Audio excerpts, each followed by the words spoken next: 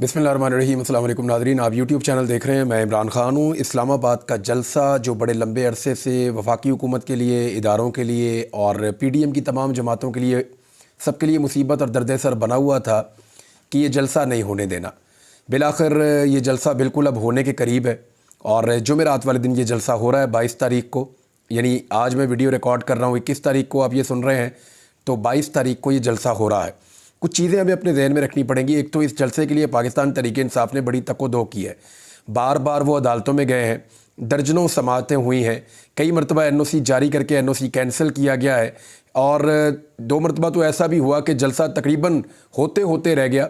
एक दिन तो जलसे का पंडाल भी तैयार कर दिया गया, उसके बावजूद वहाँ से सामान उठा दिया गया पुलिस की जानिब से।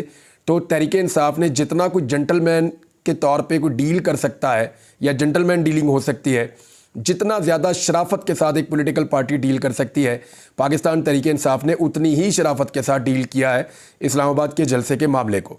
अब इस्लामाबाद हाई कोर्ट का ऑर्डर आ गया और जो एक NOC अब जारी किया गया था, वो जारी किया गया था 31/7/2024 को, यानी जुलाई की आखिरी तारीख को ये NOC जारी किया गया था।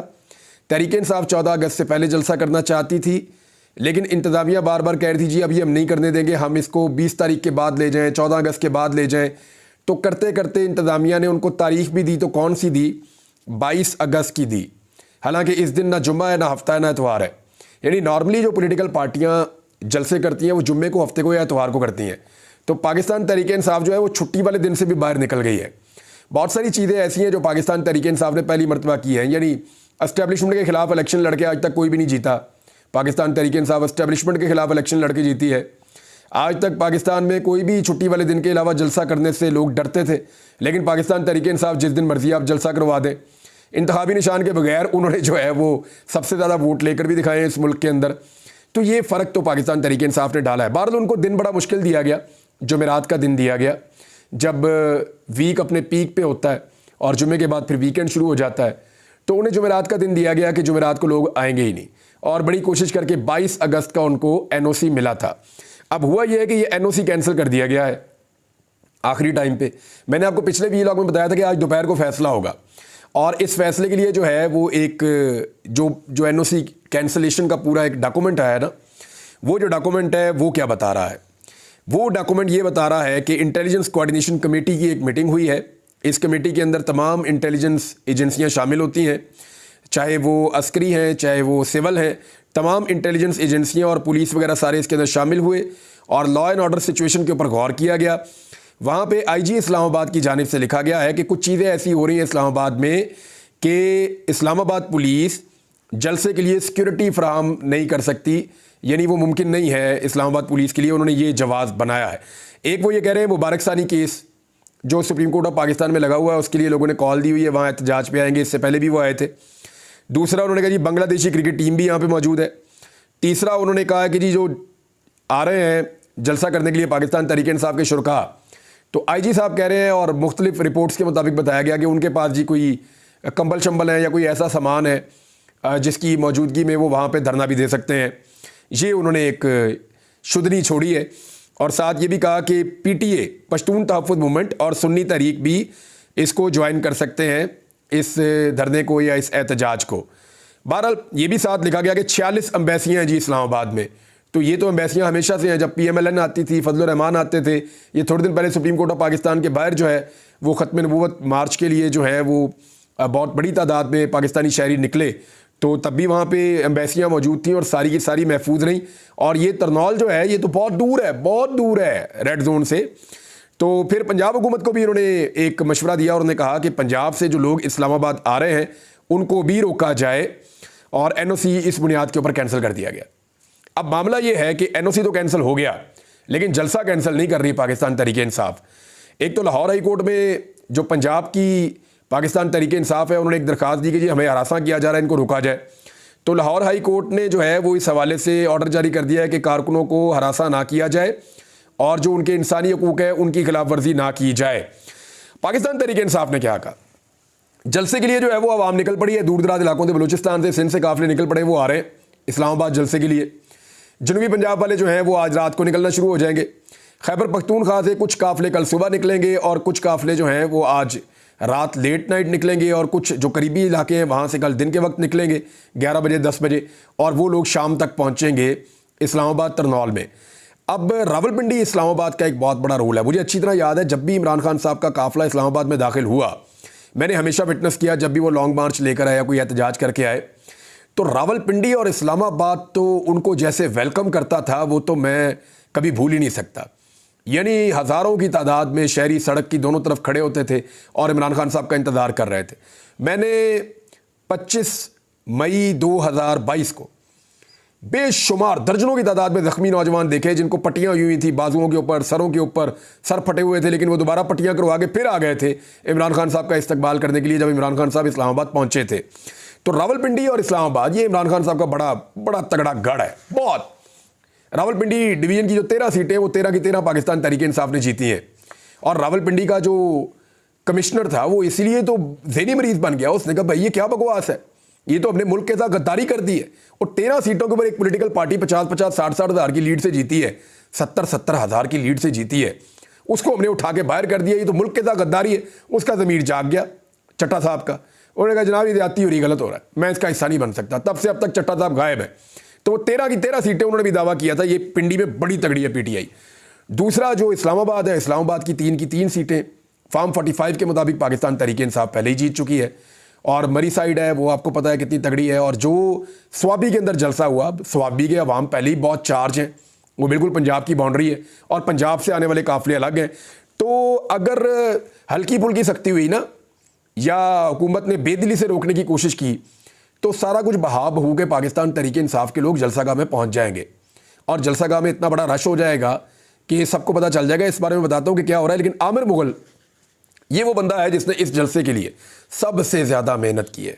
आमिर मुगल ने ये जनाब बार बार जब जब जलसा होने लगता था या ये मीटिंग के लिए, इवन ये सरकारी दफ्तर में अदालती अहकामात पे मीटिंग के लिए गए, इनको वहाँ DC ऑफिस से अगवा कर लिया गया, फिर गिरफ्तार कर लिया गया। इसको इतनी दफ़ा गिरफ्तार किया गया आमिर मुगल को इस जलसे के चक्कर में। लगता है इनकी ज़िंदगी का मिशन ही जो है ना वो इस्लामाबाद वाला जलसा है। अब ये आज वहाँ पहुँचे हुए तो उन्होंने कहा जी बिल्कुल हमारी कोर कमेटी ने फैसला कर लिया है कि हम NOC कैंसिल होता है या नहीं होता, हमने अदालत से इजाज़त ली हुई है, हम ये जलसा कैंसिल नहीं करेंगे, हम बड़ी तादाद में यहाँ पे आएंगे और हमारा फैसला है कि हम ये जलसा करेंगे। अली अमीन गंडापुर से मैंने आपको बताया था, मेरी बात हुई थी, उन्होंने कहा था मैं रुकावटें हटा दूंगा। अब गंडापुर साहब के लिए क्रेन भी तैयार कर ली गई है कि अगर रुकावटें डाली गई तो वो क्रेन के साथ रुकावटें हटा के साइड पर रख देंगे और वो जलसागाह में पहुँच जाएंगे। इससे पहले भी जब जब अली अमीन गंडापुर को रोकने की कोशिश की गई और इमरान खान को रोकने की कोशिश की गई, क्योंकि ये दो मुख्तलिफ सिमत से निकलते हैं ना। इमरान खान साहब हमेशा पेशावर वाली साइड से आते रहे, जब भी आया उनका जुलूस या उनसे पहले खटक साहब का जुलूस या जो भी जुलूस आया PTI का, तो एक जुलूस आता है पेशावर वाली साइड से, एक आता है जुलूस जो आता है DI खान से। तो DI खान वाला जुलूस अली अमीन गंडापुर का, उसके रास्ते में हमेशा ज़्यादा रुकावटें डाली गई हैं कि इनको रोको किसी तरह गंडापुरों को, लेकिन उसके बावजूद ये हमेशा इमरान खान के जुलूस से या परवेज़ खटक के जुलूस से पहले उस मौका पर पहुँचे जहाँ पर जलसा होना था। बहरहाल अब इस वक्त सिचुएशन ये है कि NOC कैंसिल होने के बावजूद पाकिस्तान तहरीक इंसाफ कह रही है जी हम हर हाल में पहुंचेंगे। मेरी गंडापुर साहब से बात हुई, उन्होंने कहा जी सिर्फ एक आदमी मना कर सकता है और वो इमरान खान, उससे हमारी या तो बात करवाई जाए तो या उसका कोई वीडियो पैगाम आएगा तो तभी हम अब जलसा कैंसिल करेंगे। अब हम कैंसिल नहीं करेंगे, हमारी इमरान खान साहब से बात हो चुकी है, बार बार जलसे कैंसिल करके हमें एक पॉलिटिकल पार्टी है, हमारा भी राइट है कि हम अपना सियासी हक जो है उसको इस्तेमाल करें। अब नाज़रीन इस चीज़ को आप रख लें एक तरफ, इस जलसे को। एक खबर और आई है और वो बहुत बड़ी खबर है। पहले वो खबर आपको मैं दिखा दूं और आपको मैं पढ़ के सुना दूं कि इमरान खान साहब के बारे में सिक्योरिटी ज़राए के हवाले से ARY पे पहले ये चली, फिर बाकी चैनल्स के ऊपर चलना शुरू हो गई, लेकिन इसकी ज़बान बड़ी अजीब थी। यानी मेरी सिक्योरिटी ज़राए से हम सबकी बात होती रही है अक्सर। सिक्योरिटी ज़राए किसको कहते हैं? ISPR का कोई ऑफिसर आपसे बात कर लेता है, या ISI का कोई ऑफिसर आपसे बात कर लेता है, या कोई सीनियर ऑफिसर ऐसा आपसे बात कर लेता है जो पॉलिसी मेकिंग के अंदर होता है, या किसी और इदारे का कोई ऑफिसर आपसे बात कर लेता है, तो सिक्योरिटी ज़राए इसको नॉर्मली कहते हैं। लेकिन मुझे शक है कि ये कोई गेम है और ये कोई खेल खेला जा रहा है, इसके अंदर कोई पॉलिटिकल आदमी इन्वॉल्व है, क्योंकि ऐसी ज़ुबान कभी भी सिक्योरिटी ज़राए इस्तेमाल नहीं करते, ना वो इस तरह बात करते हैं। मैं आपको पढ़ के बताता हूँ, आपको हैरत होगी। बाखबर सिक्योरिटी ज़राए का बानी PTI के फैज़ हमीद से मुताल्लिक बयान पर रद्द-ए-अमल, बयान बाद में बताता हूँ। उन्होंने कहा बानी PTI होता कौन है, बताने वाला कि फैज़ हमीद का ट्रायल ओपन कोर्ट में होगा या नहीं। होता कौन है ये वाला स्टेटमेंट मुझे नहीं लगता कि किसी इदारे का हो सकता है। हाँ, ये एक पॉलिटिकल ओपोनेंट का हो सकता है, ये एक मुखालिफ सियासी जमात का या उसके किसी कारिंदे का हो सकता है, लेकिन ये किसी सिक्योरिटी इदारे का या किसी भी इदारे का ये उनकी ज़बान नहीं हो सकती, उनकी ये लैंग्वेज नहीं हो सकती। बहरहाल ये ARY ने इसको छापा, और ना सिर्फ ARY ने बल्कि तमाम TV चैनल्स ने इसी ज़बान के साथ, या जहाँ जहाँ ये रिपोर्ट हुआ इसी ज़बान के साथ रिपोर्ट हुआ। इस ज़बान के साथ रिपोर्ट होने का मतलब क्या है? इस ज़बान के साथ रिपोर्ट होने का मतलब यह है कि ताकीद के साथ इसी ज़बान के साथ रिपोर्ट करवाया गया। इसके पीछे कौन है? ये पॉलिटिकल अपोनेंट मुझे लगता है, ये यानी इस लेवल पे कोई जा नहीं सकता। बानी PTI का इस मामले में ट्रायल हुआ तो तसल्ली रखें, ओपन ही होगा। सिक्योरिटी ज़राए ट्रायल ओपन हुआ तो दुनिया को पता चलेगा कि बानी PTI क्या करता और करवाता रहा है। ये ज़बान इस्तेमाल की जा रही है एक 70+ ईयर ओल्ड, यानी पाकिस्तान के 70 साल से ज़्यादा उम्र के एक सियासतदान जो पाकिस्तान का सबसे मकबूल आदमी है और साबिक वज़ीर आज़म है, उसके खिलाफ ये ज़बान इस्तेमाल की जा रही है। फैज़ हमीद के खिलाफ ट्रायल ओपन कोर्ट में होना चाहिए, ये इमरान खान साहब का जो स्टेटमेंट था। अब इसके ऊपर मैं आपको बताता हूँ, एक तो इमरान खान होता कौन है। ये देखें ना, ये एक सवाल है, आज सोशल मीडिया पे लोग इसका जवाब भी दे रहे हैं कि वो कौन होता है। ये साबिक वज़ीर आज़म पाकिस्तान है जी, इमरान खान। इमरान खान पाकिस्तान का सबसे मकबूल लीडर है। आप दुनिया के किसी भी मुल्क में चले जाएं, आप पाकिस्तान का नाम लेंगे, लोग इमरान खान का नाम लेंगे। इस पाकिस्तान के अंदर किसी को लोग नहीं जानते। आप किसी सियासतदान का नाम लें, किसी को नहीं पहचानते। आप इमरान खान का नाम लेंगे, लोग फ़ौरन जान जाएंगे कि हाँ हम जानते हैं उसको। कई जगहों पे ऐसा है कि आप पाकिस्तान बोलते हैं, लोग बोलते हैं इमरान खान, इमरान खान वहाँ पे लीडर है। तो इमरान खान इतना मकबूल है, इतना बड़ा ब्रांड है, वो इमरान खान है। उसके अलावा मैं आपको बताता हूँ कि 2/3 अक्सरियत उसने जेल में बैठ के हासिल की है। ये वो पहला सियासतदान है जिसने एस्टेब्लिशमेंट की मुखालफत के बावजूद 2/3 अक्सरियत उस वक्त हासिल की जब इसके पास इंतखाबी निशान भी नहीं था। बदतरीन धांधली के बावजूद पाकिस्तान की सबसे बड़ी पॉलिटिकल पार्टी इस वक्त पार्लियामेंट में है, वो है जी इमरान खान। 2 साल से जिस शख्स की मुखालफत की वजह से पाकिस्तान में इस्तेकाम नहीं आ पा रहा, सियासी इस्तेकाम ही नहीं है, वो है जी इमरान खान। वो शख्स है जिसने पहली बार सिस्टम को शिकस्त देकर इलेक्शन जीता है। ये वो आदमी है जो जेल में बीमार नहीं हुआ। नवाज शरीफ जेल में बीमार, जरदारी जेल में बीमार, परवेज मुशर्रफ जेल जाने से पहले ही बीमार, बारों बार ही निकल लिए कि जनाब मैं तो बीमार हो गया हूँ, रस्ते थी गाड़ी मोड़ के अस्पताल। तो इमरान खान वाहिद आदमी है जो जेल में 1 साल से ज़्यादा हो गया पड़ा हुआ है और अभी तक बीमार भी नहीं हुआ। 200 से ज़ायद मुकदमात के बावजूद इस शख्स ने डील नहीं की। और अगर अभी भी किसी को समझ नहीं आ रही कि होता कौन है इमरान खान, तो मैं आसान कर देता हूँ। कल जो है ना वो 22 अगस्त का जलसा देख लीजिएगा, वहाँ पे आने वाले लोग बताएंगे कि इमरान खान एक्चुअली क्या है और होता कौन है। देखिए ये ज़ुबान इदारों की नहीं हो सकती, मैं आपको फिर कह रहा हूँ। मुझे पूरा यकीन है कि इदारे में बैठा हुआ कोई ऐसा शख्स, कोई सरकारी मुलाजिम ऐसी ज़ुबान इस्तेमाल कर ही नहीं सकता। ये ज़ुबान पॉलिटिकल अपोनेंट की है, मैं आपको फिर कह रहा हूँ, और ये इसके पीछे सियासी अज़ाइम होंगे। और ये जो जुमले हैं ना, इन जुमलों को एक दिन आप याद रखिएगा। अभी तो हुकूमत का दबाव हो सकता है, लेकिन इदारे इसको डिसोन करेंगे। अगर तो ये सिक्योरिटी ज़राए से खबर बनाई गई, फैलाएगी, लेकिन ये मामला खुलेगा एक दिन। अच्छा, एक चीज़ और मैं आपको बताता हूँ कि इमरान खान साहब ने ऐसा क्या कहा जिसके बाद ये सारा मामला उठा है। ये मामला मैं आपके सामने रख देता हूँ। इमरान खान साहब ने आज एक स्टेटमेंट दिया है और स्टेटमेंट उनका जो है वो सहाफ़ियों के साथ बातचीत में हुआ है। इमरान खान साहब ने आर्मी चीफ से उन्होंने कहा मुतालबा है कि जनरल फैज़ हमीद का कोर्ट मार्शल ओपन कोर्ट में करें। मैं सिविल साबिक वज़ीर आज़म हूँ, मुझे मिलिट्री कोर्ट में ले जाने से पाकिस्तान का इमेज ख़राब होगा। जनरल फैज़ हमीद रिटायरमेंट के बाद ज़ीरो हो गए, मुझे क्या फ़ायदा देंगे? जो उससे रब्ता रखूँ। अगर 9 मई साजिश का मरकज़ी किरदार फैज़ हमीद है तो मुतालबा करता हूँ कि ओपन कोर्ट ट्रायल किया जाए। 9 मई का मामला नेशनल सिक्योरिटी नहीं, लोकल इशू है, इसको समझें आप। इमरान खान साहब पे उन्होंने अगर का लफ्ज़ इस्तेमाल किया। इमरान खान ने उसने कहा अगर 9 मई में जनरल फैज़ मुलव्वस है, क्योंकि 9 मई का इल्ज़ाम इमरान खान पे लगाया जाता है, उनकी पार्टी पे लगाया जाता है। और अगर जनरल फैज़ को भी इसके अंदर डाला जाता है तो फिर इसका मतलब है PTI और जनरल फैज़ को जोड़ दिया गया। अब PTI जो है वो एक पॉलिटिकल पार्टी है और इमरान खान साहब जो हैं वो एक साबिक वज़ीर आज़म है। तो इसलिए इमरान खान साहब कह रहे हैं फिर ये ट्रायल ओपन कोर्ट में किया जाए, क्योंकि मैं एक सिविलियन हूँ और सिविल वज़ीर आज़म रहा हूँ, लिहाजा मेरा जो ट्रायल होगा वो फिर ओपन कोर्ट के अंदर होना चाहिए, वो ऐसे नहीं होना चाहिए। अच्छा, इसमें इमरान खान साहब ने चंद सवालात के जवाब देते हुए कहा कि 9 मई को मेरे अगवा का हुक्म फ़ौज के नंबर 1 बादशाह सुपर किंग ने दिया था। जस्टिस कादी फ़ाइज़ इस साथ जाने वाला है।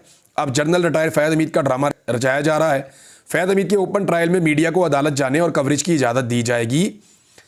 ओपन ट्रायल से मुल्क का फ़ायदा होगा और पाकिस्तान तरक्की करेगा। ओपन ट्रायल से रजीम चेंज और 9 मई की साजिश बेनकाब हो जाएगी। मैंने भी अगर बगावत की है तो मेरा भी ओपन ट्रायल करें। ये कौन सी जमहूरियत में होगा कि साबिक वज़ीर आज़म का ट्रायल मिलिट्री कोर्ट में किया जाए। डिप्टी सुपरिटेंडेंट अकरम को उठा लिया गया, उसकी बीवी इंसाफ मांग रही है। यहाँ कोई इंसाफ नहीं मिल रहा।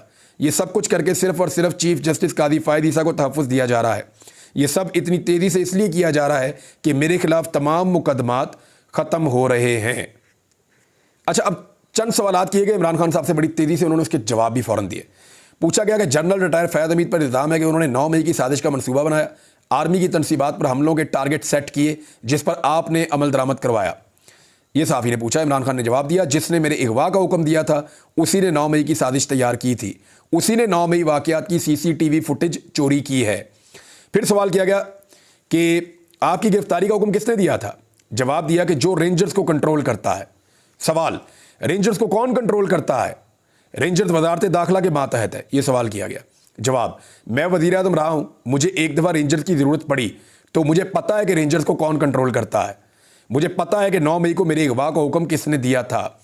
फिर पूछा गया कि आपकी गिरफ्तारी का हुक्म किसने दिया था? जवाब दिया कि मेरी गिरफ्तारी का हुक्म फ़ौज के नंबर 1 बादशाह और सुपर किंग ने दिया था। इमरान खान साहब ने जवाब दिया। फिर उन्होंने कहा कि इसीलिए तो मैं कह रहा हूं कि मेरे ट्रायल को ओपन किया जाए, किसने हमला किया, किसने साजिश तैयार की, सब कुछ सामने आ जाएगा। 9 मई नेशनल सिक्योरिटी का नहीं, लोकल मामला है, ये मिलिट्री का इंटरनल मामला नहीं है, ये मुल्क की सबसे बड़ी जमात के सरबराह और साबिक वज़ीर आज़म के अगवा का मामला है। आप जब रेंजर्स का इस्तेमाल करते हैं तो वो नंबर 1 के हुक्म के बगैर हो नहीं सकता। बाकी चीज़ें हैं कुछ और जो इमरान खान साहब से बातचीत हुई है, वो सारी चीज़ें मैं आपको नेक्स्ट वीलॉग में बताऊँगा। अब तक के लिए इतना ही। अपना ख्याल रखिएगा, अपने इस चैनल का भी। अल्लाह हाफ़िज़।